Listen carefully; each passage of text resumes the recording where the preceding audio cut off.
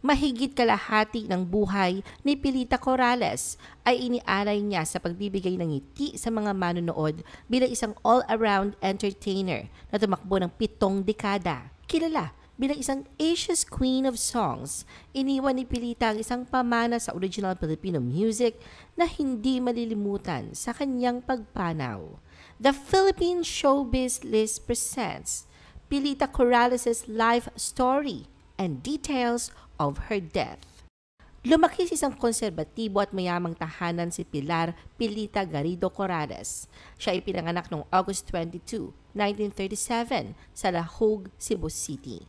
Sa Spanish-Filipino businessman father na si Jose Corrales de Zaragoza at Spanish immigrant mother na si Maria Garrido Manzano. Dahil sa kinalakihan ng isang konserbatibong panahon, hindi biro ang pinagdaanan ni Pilita.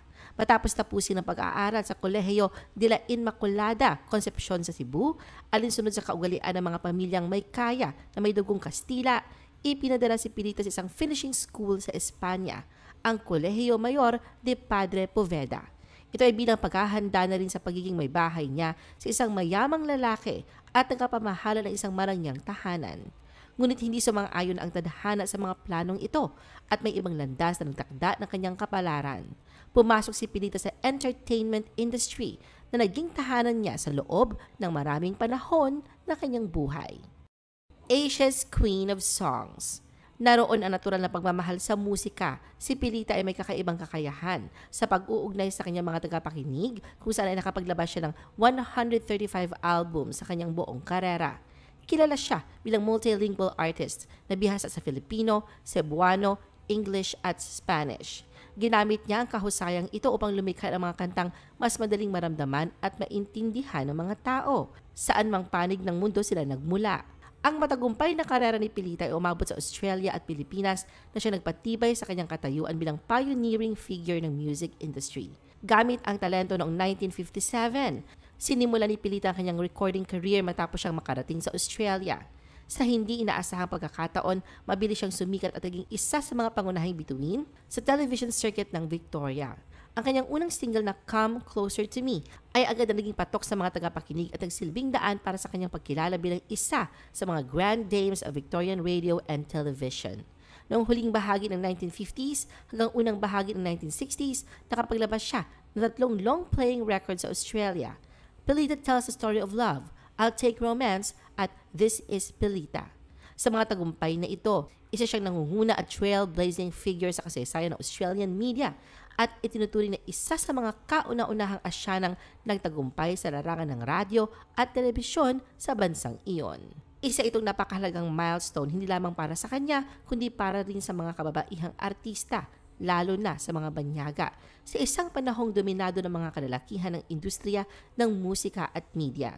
Ang tagumpay ni Pilita sa Australia ang dahilan kaya ipinangalan sa kanyang isang kalye, ang Pilita Street, sa Forest Hill, State of Victoria, Melbourne. Hindi lamang ito nagbukas ng pinto para sa kanyang international career, kundi nagpatibay rin sa kanyang reputasyon bilang isang world-class performer. Sa kabila ng pagiging dayuhan sa Australia, nagawa ni Pilita na yakapin at mahalin ng mga Australiano sa pamamagitan ng kanyang husay at kakaibang presensya sa entablado. Sa katunayan, siya ang itinuturing na pinakamagaling na mang-aawit mula sa Pilipinas dahil sa kanyang boses at pagliyad ng balakang sa tuwing umaawit, isang estilo niya na tumatak ng husto sa publiko. Ngunit ang biglaang pagpanaw ng kanyang ama ang nag-udyok kay Pilita na bumalik sa Pilipinas at dito na niya sinimulang tahakin ang kaisa-isang landas na tila inilaan para sa kanya, ang mundo ng showbiz. Hindi pa batid ni Pilita noon na ang pagbabagong ito sa kalagayan ng kanilang pamilya ang magiging daan upang makilala siya sa bawat sulok ng bansa, sa buong mundo at higit sa lahat maging isang tunay na karangalan ng Pilipinas.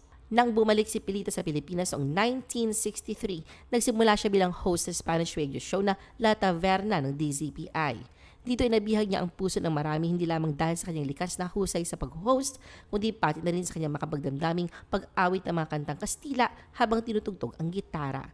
Dinaglaon no magsa ang mga imbitasyon para sa stage shows.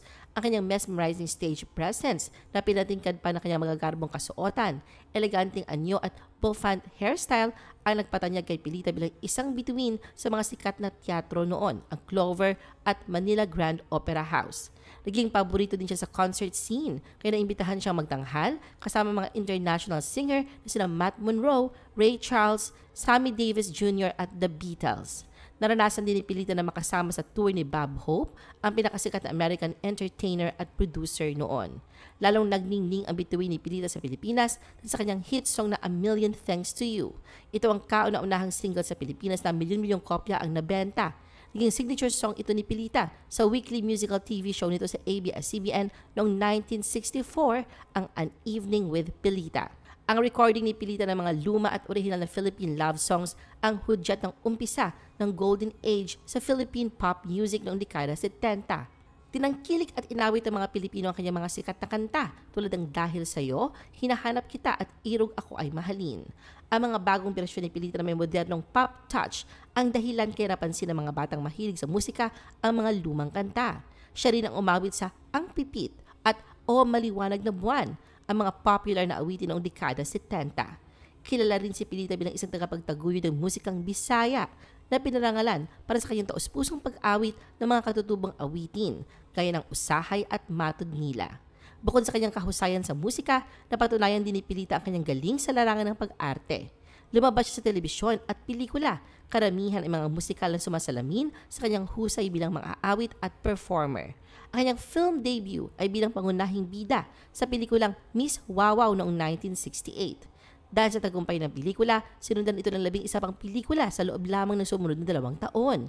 Isang patunay sa kanyang pagiging in-demand, hindi lamang sa entablado, kundi pati na rin sa pinilakang tabing. Sa tagumpay ng kanyang career, si Pilita ang kauna-unahang Pilipino na nagwagi ng Best Performer sa First Tokyo Music Festival noong 1972 at kabilang ang British-Australian singer na si Olivia Newton-John sa mga tinalo niya sa International Music Festival na kanyang sinalihan.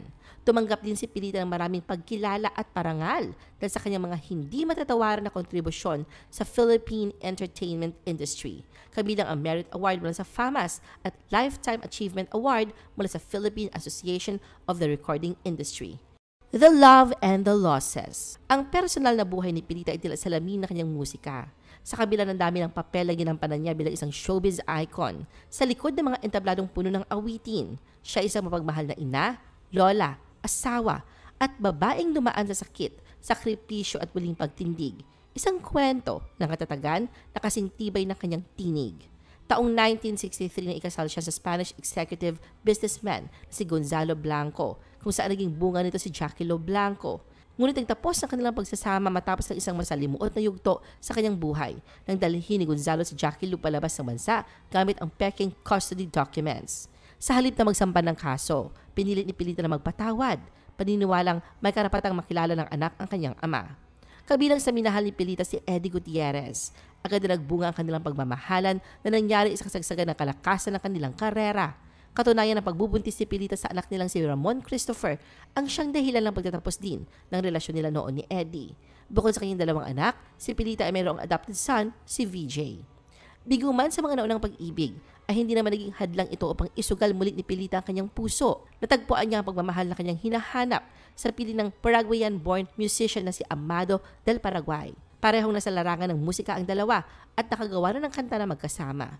Pero ang inaakalang masayang buhay ni Pilita sa piling ni Amado ay kabaliktaran sa kung ano ang tunay na nangyayari sa likod ng kamera. Sa kabuuan ng tinakbo ng kanilang relasyon ay nanatiling tikom ang bibig ni Pilita at binabuting saralinin ang pinagdaanan sa kamay ni Amado.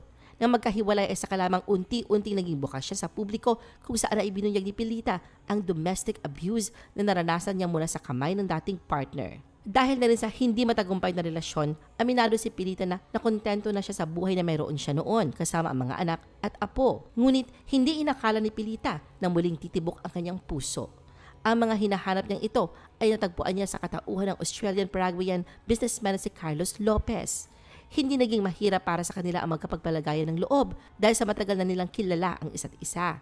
Katunayan, kinukonsidera nilang kasal na sila noong 1998 sa naganap na engagement. Dahil na rin sa naramdamang kasiguraduhan, ay wala na ngang sinayang panapanahon ang dalawa. Sa ikalawang pagkakataon muling nagpakasal si Pilita na naganap noong May 2001 at tiniyak na si Carlos na ang huling lalaking pag-aalayan niya ng kanyang pag-ibig.